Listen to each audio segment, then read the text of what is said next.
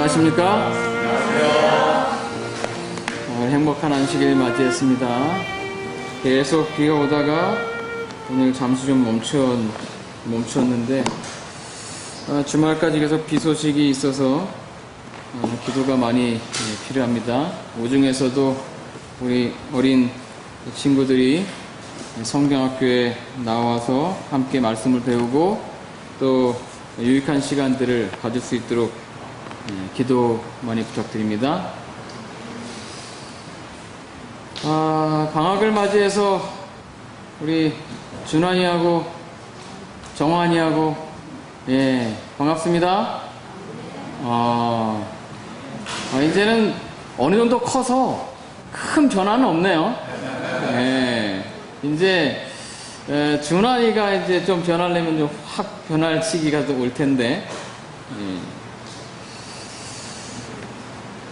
반갑습니다.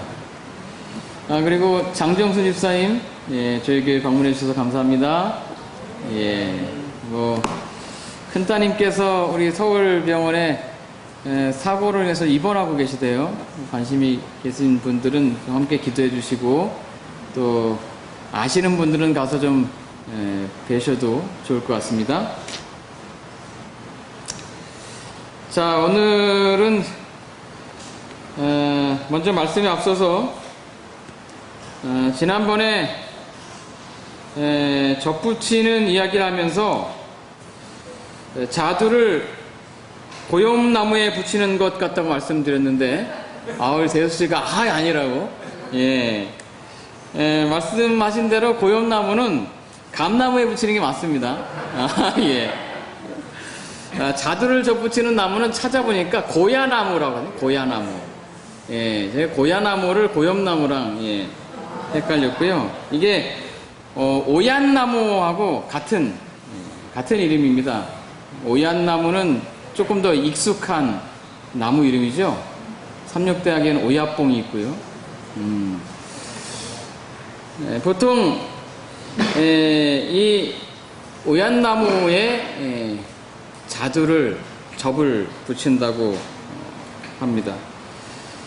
오얏나무 아래서는 가끈을 고쳐 매지 말라는 속담도 있죠. 그 나무가 우리 토종나무입니다.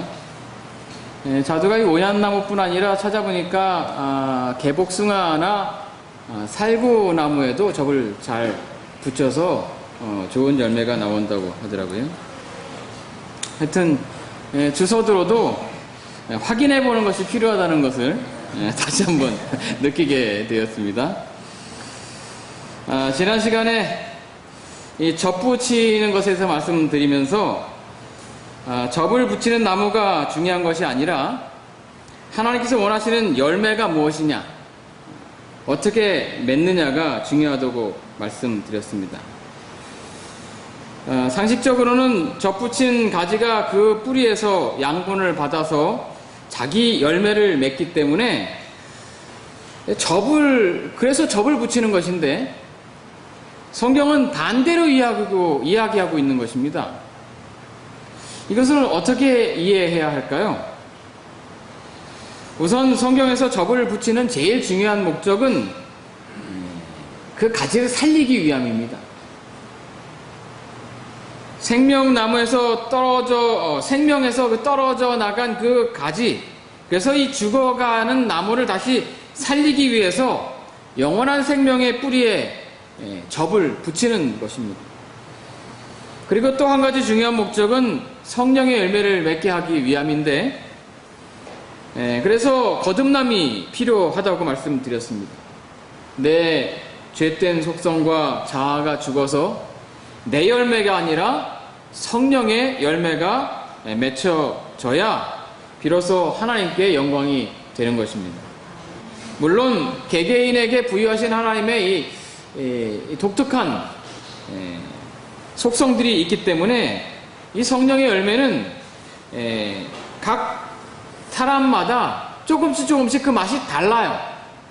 그래서 사랑, 희락, 화평, 오래 참은, 자비, 양성, 충성, 온유, 절제라고 하는 이 9가지의 열매들, 각기 다른 열매들이 맺혀지는 것이 사실이지만 하나님으로 받은 이 사랑의 속성이 포함되어 있어야, 기본적으로 깔려 있어야 성령의 열매라고 할 수 있는 것입니다.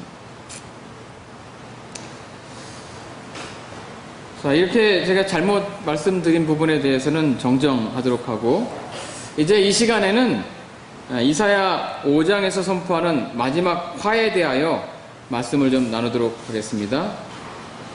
지난 시간에 우리는 이사야서 5장에서 선포하고 있는 이 두 가지 화에 대하여 살펴보았습니다. 자, 우선 이사야서 5장 18절부터 25절까지 있는 말씀을 같이 좀 읽어보도록 하겠습니다. 제가 담아놓진 않았는데요. 제가 읽도록 하겠습니다. 거짓으로 끈을 삼아 죄악을 끌며 술의 줄로 함같이 죄악을 끄는 자는 화 있을진저. 그들이 이르기를 그는 자기의 일을 속속히 이루어 우리에게 보게 할 것이며 이스라엘의 거룩한 이는 자기의 계획을 속히 이루어 우리가 알게 할 것이라 하는도다. 5장 20절. 악을 선하다 하며 선을 악하다 하며 흑암으로 광명을 삼으며 광명으로 흑암을 삼으며 쓴 것으로 단 것을 삼으며 단 것으로 쓴 것을 삼는 자들은 화 있을진저. 스스로 지혜롭다 하며 스스로 명철하다 하는 자들은 화 있을진저. 포도주를 마시기에 용감하며 독주를 잘 빚는 자들은 화 있을진저. 그들은 뇌물로 말미암아 악인을 의롭다 하고 의인에게서 그 공의를 빼앗는도다. 이로 말미암아 불꽃이 그루터기를 삼킴같이 마른 풀이 불 속에 떨어짐같이 그들의 뿌리가 썩겠고 꽃이 티끌처럼 날리리니 그들이 만군의 여호와의 율법을 버리며 이스라엘이 거룩하신 이의 말씀을 멸시하였음이라. 그러므로 25절. 여호와께서 자기 백성에게 노를 바라시고 그들 위에 손을 들어 그들을 치신지라.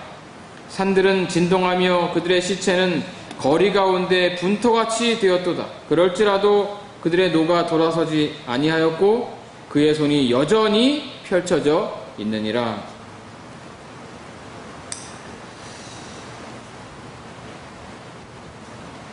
자, 성경에 화 있을진저, 화가 있도다, 화로다 하는 말이 자주 등장하는데 원어를 보면 이 말이 무슨 뜻이라고 그랬어요? 네, 슬프다, 오호라, 이런 뜻을 여러 가지 절망적인 상황에서 하는 감탄사라고 말씀드렸습니다. 복이 아니라 화를 선포하는 마음이 얼마나 안타까울까요? 축복을 할 때는 참 좋은데 저주를 말할 때는 굉장히 가슴이 아픈 것입니다. 예레미야도 이렇게 선포합니다. 예레미야 21장 8절로 10절에 여호와께서 말씀하시길 보라 내가 너희 앞에 생명의 길과 사망의 길을 두었노라. 너는 이 백성에게 전하라 하셨느니라. 이 성읍에 사는 자는 칼과 기근과 전염병에 죽이려니와 너희를 애워싼 갈대아인에게 나아가서 항복하는 자는 살 것이나 그의 목숨은 전리품같이 되리라. 여호와의 말씀이니라. 내가 나의 얼굴을 이 성읍으로 향함은 복을 내리기 위함이 아니요 화를 내리기 위함이라. 이 성읍이 바벨론의 왕의 손에 넘김이 될 것이요 그는 그것을 불사르리라. 사실 하나님께서 그 얼굴을 당신의 백성들에게 당신의 나라에 향하시는 이유는 복을 내리시기 위함이었어요. 그래서 이스라엘의 쉐마라고 하는 이 민수기 6장에는 이렇게 서로 축복하라고 하셨죠. 같이 읽어보도록 할까요? 아론과 시작.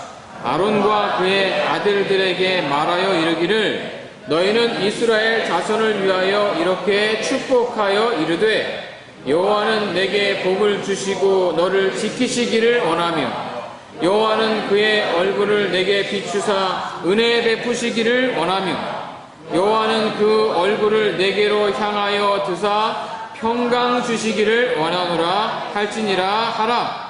그들은 이같이 내 이름으로 이스라엘 자손에게 축복할지니 내가 그들에게 복을 주리라. 여기 여호와가 우리에게 복을 주시고 지키시기를 원하면서 그 얼굴을 우리에게 비추신다고 그랬는데 그 얼굴을 우리에게로 향하여서 은혜 베푸시고 평강 주시기를 원한다고 했는데 예레미야를 통해서 당시 이사야 당시 유다의 마지막 역사를 같이 하고 있는 그 시대에는 하나님께서 그 얼굴을 이 성읍으로 향하는 것이 복을 내리기 위함이 아니라 무엇을 내리기 위함이라고요? 화를 내리기 위함이다. 이게 얼마나 충격적인 말씀입니까? 하나님의 얼굴을 대함이 복이 아니라 화가 되는 사람들은 누구일까요? 한마디로 말하면 죄인이죠. 그래서 하나님의 임재를 견디지 못하고 굴과 바위 틈에 숨어서 피하는 것입니다. 사실 화와 복은 종이 한 장 차이예요. 레위기 26장이나 신명기 28장을 보시면 분명히 하나님께서 이스라엘 백성들에게 복을 명하시면서 화도 같이 말씀하셨어요. 그죠? 그래서 신명기 30장 15절서부터 보시면 여기 보면 이렇게 되어 있어요. 보라, 내가 오늘 생명과 복과 사망과 화를 내 앞에 두었나니 곧 내가 오늘 내게 명령하여 내 하나님 여호와를 사랑하고 그 모든 길로 행하며 그의 명령과 규례와 법들을 지키라 하는 것이라. 그리하면 내가 생존하며 번성할 것이요 또 내 하나님 여호와께서 내가 가서 차지할 땅에서 내게 복을 주실 것임이니라. 그러나 내가 만일 마음을 돌이켜 듣지 아니하고 유혹을 받아 다른 신들에게 절하고 그를 섬기면 어떻게 돼요? 예? 내가 오늘 너에게 선언하노니 너희가 반드시 망할 것이라. 너희가 요단을 건너가서 차지할 땅에서 너희 날이 길지 못할 것이니라. 내가 오늘 하늘과 땅을 불러 너에게 천지의 증거를 삼노라. 이사야 1장을 말씀드릴 때 인용했었던 말씀이죠. 내가 생명과 사망과 복과 저주를 내 앞에 두었은즉 너와 네 자손이 살기 위하여 생명을 택하고 내 하나님 여호와를 사랑하고 그의 말씀을 청종하며 또 그를 의지하라. 그는 내 생명이시요 내 장수시니 여호와께서 내 조상 아브라함과 이삭과 야곱에게 주리라고 맹세하신 땅에 내가 거주하리라. 하나님의 마음을 아시겠습니까? 하나님께서는 우리가 살기 위하여 생명을 택하시기를 원하십니다. 계속 그 길로 인도하시기 위하여 빛을 비추고 계셔요. 그런데 안타깝게도 대부분의 사람은 자기 힘으로 살기 위하여 사망과 저주의 길을 선택한다고 하는 것입니다. 그래서 예레미야 6장 19절에는 하나님께서 이렇게 말씀하시죠. 같이 읽습니다. 땅이여, 시작. 땅이여 들으라. 내가 이 백성에게 재앙을 내리리니 이것이 그들의 생각의 결과라. 그들이 내 말을 듣지 아니하며 내 율법을 거절하였음이니라. 결국 우리의 생각의 결과에 따라서 생사화복이 결정되는 것입니다. 자, 결론을 내리면 생사화복은 무엇에 달려있는 것이다? 예, 우리의 생각에 달려있다. 우리의 선택에 달려있다, 이거. 평소 우리가 얼마나 하나님을 인정하고 살아가느냐, 하나님 말씀대로 순종하느냐에 따라서 복이 화가 될 수도 있고, 화가 복이 될 수도 있다는 것입니다. 세상에서 평안하고 안락하게 살아가는 것, 때때로 사단이 제공해주는 것들이 우리에게 화가 될 수 있는 것은 우리의 마음이 하나님에게서 떠나갔기 때문이고, 우리가 추구하고 살아가는 것들이 하나님의 뜻이 아니기 때문인 것입니다. 중요한 것은 하나님께서는 언제나 우리에게 복을 주시기를 원하고 계시다는 것입니다. 그런데 그것을 위하여 얼굴을 우리에게로 향하시고 우리에게로 다가오시는데, 오히려 그분의 행동이 우리에게 복이 아니라 화가 되는 것은 우리가 여전히 죄를 더 사랑하고 세상을 더 사랑하기 때문이라고 하는 사실을 꼭 기억하여야 하겠습니다. 그럼 이사야 5장의 본문으로 돌아가서 하나님께서 화가 있다고 말씀하신 이 첫 번째 부류는 어떤 사람들이었어요? 어떤 사람? 자기만 아는 유아 독전, 자기만 아는 부자들. 그래서 재물을 쌓고 땅을 넓게 차지하고 자기 혼자 살듯이 그렇게 살아가는 사람들입니다. 탐욕으로 가득 차서 만족함이 없고 더 많이 소유해야 성이 차는 그런 사람들. 그들의 욕심 때문에 하나님의 법이 땅에 떨어져서 안식년이나 희년이 지켜지지 않고 이 세상이 빈익빈 부익부가 되어 가고 철저한 계급사회가 되어 버렸다고 말씀드렸습니다. 그러나 하나님께서 그 모든 것이 헛되다고 말씀하시고 결국 다 불어버릴 것을, 내가 다 날려버릴 것을 선포하시는 것입니다. 그래서 해서 내가 의지하던 모든 것들이 없어질 때 그 허망하고 허탈한 심정을 어떻게 할 것이냐 라고 말씀하시는 것입니다. 두 번째 부류는 어떤 사람들이었어요? 술과 연애에 빠진 자들. 그래서 어떤 무엇인가에 취해서 사는 사람들입니다. 하나님이 아니라 다른 것에 빠져서 정신을 못 차리고 살아요. 13절부터 17절을 가만히 살펴보면 이 첫 번째 부류와 두 번째 부류는 돈에 취해서 또는 술에 취해서 하나님에 대해서, 그분의 말씀에 대해서, 세상의 종말에 대해서 알지 못함으로, 그래서 결국 그들의 신세를 한탄하면서 그들의 무지함을 탓하면서 그렇게 슬피 울게 될 것이라고 말씀했습니다. 자, 이제 세 번째 부류에 대하여 함께 좀 살펴보도록 하겠습니다. 세 번째 부류는 어떤 사람들이에요? 알면서 돌이키지 않는 사람들이에요. 18절부터 22절에 언급하고 있는 이 사람들은 어떻게 표현하고 있어요?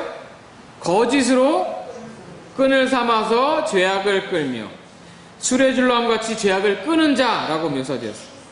쉬운 성경에는 오호라 거짓의 줄로 죄악을 끌어다니며 술의 줄을 끌듯이 죄를 잡아당기는 사람에게 재앙이 닥칠 것이다 라고 번역하는데, 이 사람들은 자신들이 어떤 일을 행하고 있는지 충분히 스스로 알고 있으면서도 여전히 그 죄의 길을 고집하는 사람들을 말하는 것입니다. 그들은 자진해서 끈으로 자기 자신을 죄악에 묶는 거예요. 이들은 20절에 있는 말씀처럼 그 생각이 너무도 악해져서 더 이상 선과 악을 구별하지 못해요. 그러면서도 21절에 있는 말씀처럼 스스로 지혜롭다고, 스스로 명철하다고 그렇게 말하면서 그 길을 고집하는 것입니다. 그리고 22절의 말씀처럼 과감하게 독주를 만들어서 마십니다. 이 정도쯤 되면 막 나가는 삶이죠. 그들은 그들의 악행에 대하여 전혀 가책을 받지 않습니다. 그리고 하나님을 대적하면서 말해요. 19절에 19절에 뭐라고 말씀하고 있어요? 그들이 뭐라고 그렇게 한다고요? 자기의 일을 속속히 이루어서 우리에게 보게 할 것이며 이스라엘의 거룩한 이는, 다시 말해서 하나님 당신의 계획을 속히 이루어서 우리가 알게 할 것이라 하는도다. 공공연하게 누구를 대적해요? 하나님을 대적하는 것입니다. 나는 나대로 살 거니까 하나님은 하나님대로 하시라고. 하나님도 두렵지 않다는 거예요. 그래서 그들은 이사야를 비롯한 선지자들의 경고에도 눈 하나 깜짝하지 않았습니다. 그들은 에스겔 12장 22절에 있는 말씀처럼 날이 더디고 모든 묵시가 사라지리라 이렇게 말합니다. 예언? 그거 다 소용없어.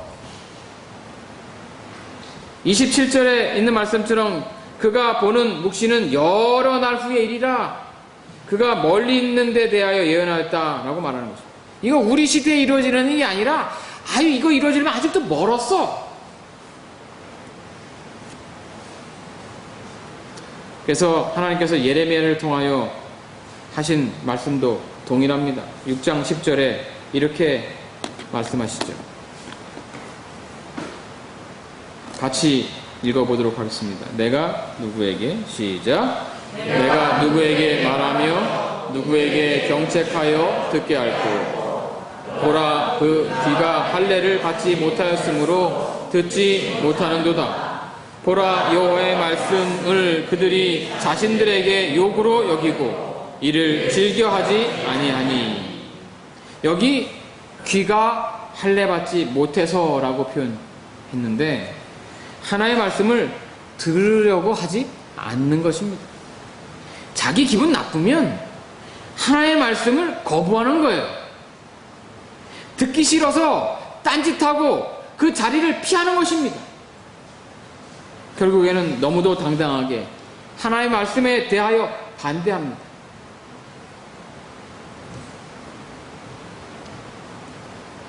베드로는 이런 사람들에 대하여 이렇게 말하죠. 베드로후서 3장 3절로 5절. 먼저 이것을 할지니 말세에 조롱하는 자들이 와서 자기의 정욕을 따라 행하며 조롱하여 이르되 주께서 강림하신다는 약속이 어디 있느냐? 조상들이 잔으로부터 만물이 처음 창조될 때와 같이 그냥 있다 하니 이는 하늘이 옛적부터 있는 것과 땅이 물에서 나와 물로 성립된 것도 하나의 말씀으로 된 것을 그들이 일부러 잊으려 함이로다. 그들의 특징은, 이 사람들의 특징은 알면서도 거짓을 말하는 것입니다. 알면서도 그렇게 행하지 않습니다. 알면서도 모르는 척 살아가는 것입니다. 이것은 성령을 거스리는 고범죄입니다. 갈 때까지 다 갔다고 말할 수 있겠어요. 무엇 때문에 그들이 그토록 그 죄악에 스스로 목을 매는지 모르겠지만 적어도 그것이 누구보다는 좋다는 거예요? 하나님보다 좋다는 거예요. 그냥 즐길 것을 즐기면서 하고 싶은 대로 하면서 굵고 짧게 살겠다는 것입니다. 하나님의 말씀에 대하여 부인하지 않아요. 그래도 난 그렇게 살겠다는 것입니다. 하나님의 뜻이면 내가 나중에 교회에 오게 되지 않겠느냐? 그렇게 반문하는 거예요. 나 이렇게 살아도 하나님 뜻이면 내가 어떻게 될 거라고요? 하나님께 돌아갈 거 아니냐 이거예요.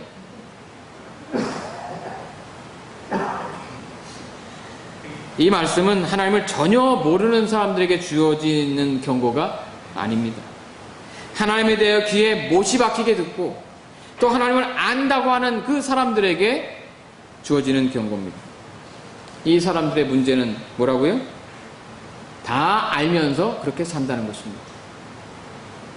몰라서 그러는 것이 아니라 알면서도 그런다는 것입니다. 나중에 나중에 하겠다고 차일피일 미루면서 자기 합리화를 시키면서 그렇게 살아가고 있는 우리의 모습을 보는 것 같아서 참 마음이 아픈 것입니다.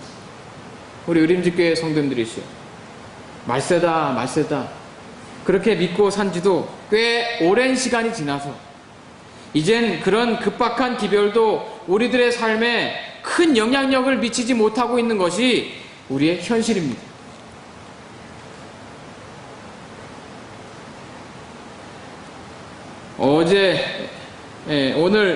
오늘 일자의 기도록에 이런 말씀이 실려 있었어요. 시대의 소망 322쪽에 기록된 말씀인데요. 기도록 다 읽으셨죠?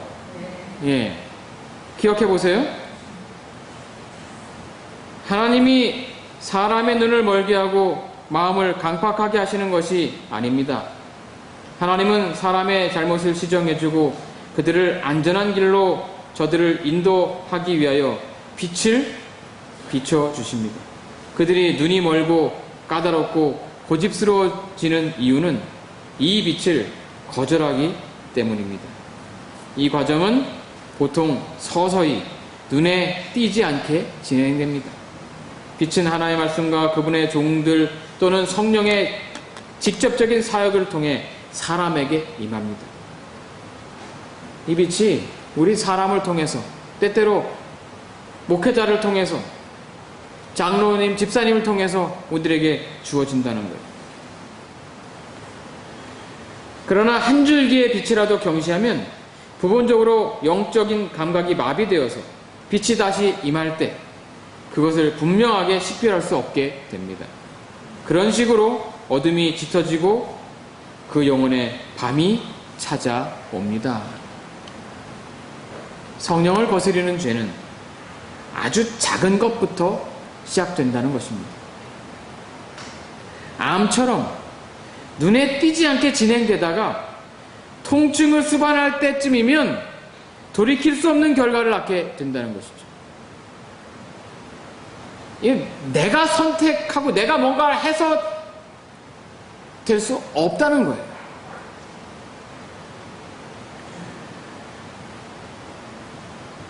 이런 의미에서 세천세의 기별의 제일 첫 번째 기별은 매우 의미가 있습니다.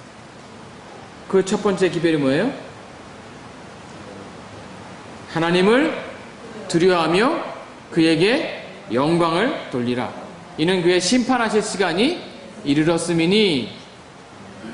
이것은 간이 부어서 배 밖으로 나와서 하나님을 두려워하지 않는 그런 사람들에게 외치는 기별이에요.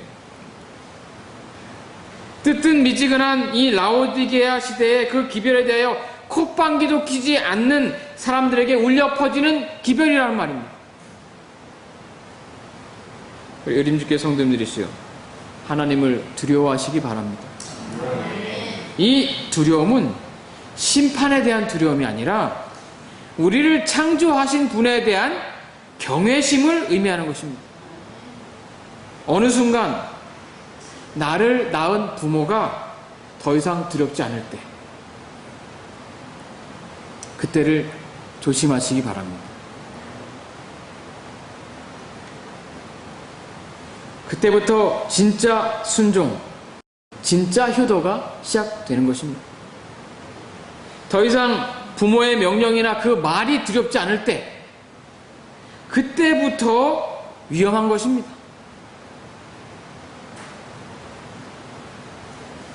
부모님이 때려도 아프지 않아요. 때릴 힘도 없고요. 그때 부모를 진짜 섬기는지 섬기지 않는지가 나타나는 것입니다. 내게 힘이 생기고 내 힘으로 뭔가를 할 수 있을 때, 그때를 조심하시기 바랍니다. 그때가 위험한 것입니다. 아이에게 또는 누군가에게 더 이상 나의 말이 먹히지 않을 때 흔히 뭐라고 말하고 생각해요? 너 참 많이 컸다.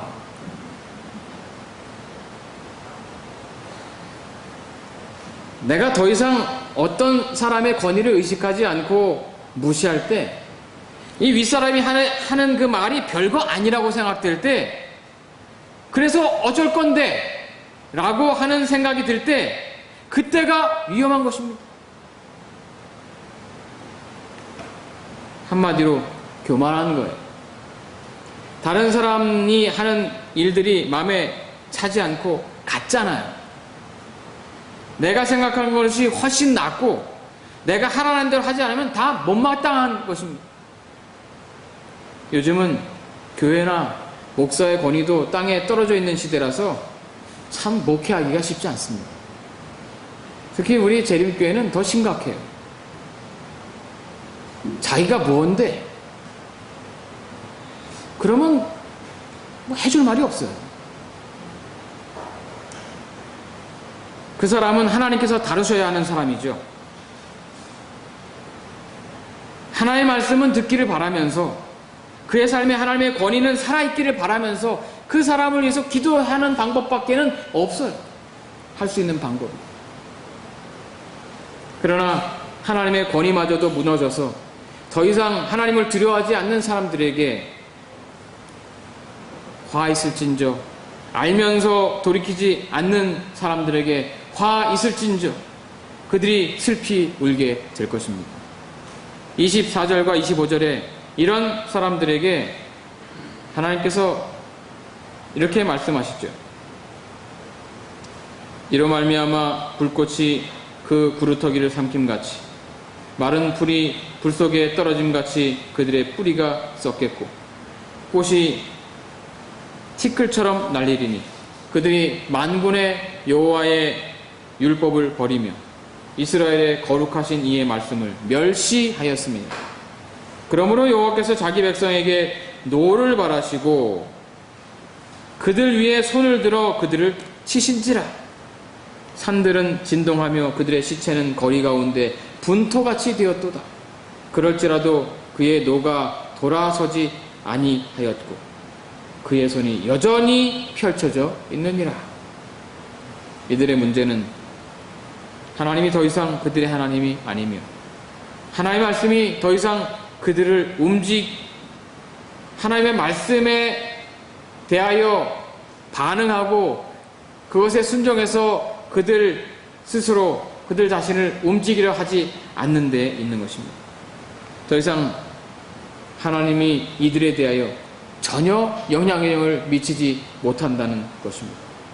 그래서 그들이 스스로 하나님의 백성이라고 말한다 하더라도 그들은 하나님의 진노 아래 서게 되는 것입니다.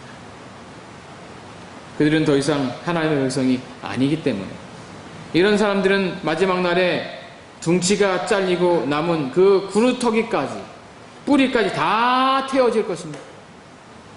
우리 의림직교회 성도들이시여, 혹여 하나님의 말씀이 여러분에게 별 영향을 미치지 못하고 있지는 않으신지 잘 살펴보시기 바랍니다. 하나님의 말씀이 귓전에 들려도 그냥 듣는 것으로 끝나시지는 않는지, 혹여 하나님께서 여러분에게 더 이상 하나님은 아닌 것이 아닌지 그것을 깊이 생각하면서 심각하게 자신을 돌아보시기 바랍니다. 아직도 하나님의 말씀이 여러분의 심령과 골수를 쪼개는 능력들이 되시기 바랍니다. 하나님께서 우리의 삶에서 분명히 나를 움직이시는 나의 하나님이 되시기 바랍니다. 하나님 외에는 나를 움직이는 권세가 없기를 바랍니다. 그래서 오직 하나님만을 두려워하시고 여러분을 창조하신 부모에게 누가 시켜서가 아니라 스스로 알아서 영광을 돌리는 효자들이 다 되기를 바라면서 말씀을 마치겠습니다.